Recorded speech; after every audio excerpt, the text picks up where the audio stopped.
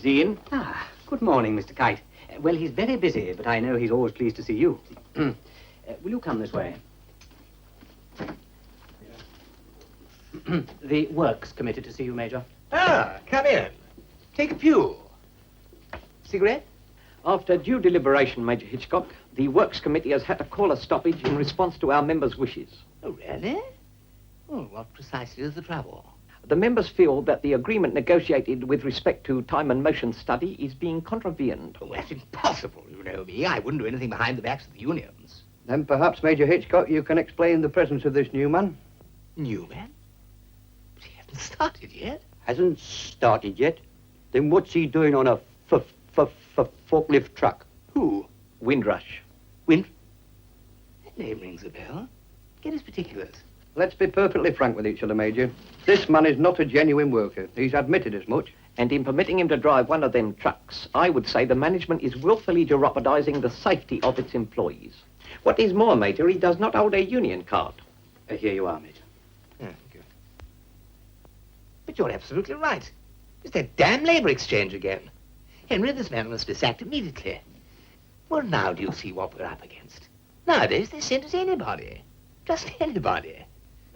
I must say I'm very grateful to you, chaps, for drawing this matter to my attention. I mean, after all, it is up to the unions to help us keep out the incompetence.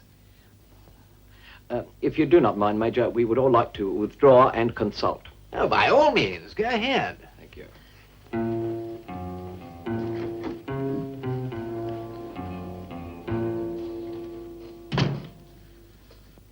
That was a near one. I thought they were on to Waters. What a shower. I'd better get on to Crawley and tell him to pay this man off. Yeah, and at the same time give him a rocket for employing the twerp in the first place. Come in. Ah, My colleagues here have instructed me to put to you one question, Major. certainly. Go ahead, my dear fellow. Is it or is it not your intention to sack this man? Sack him, of course.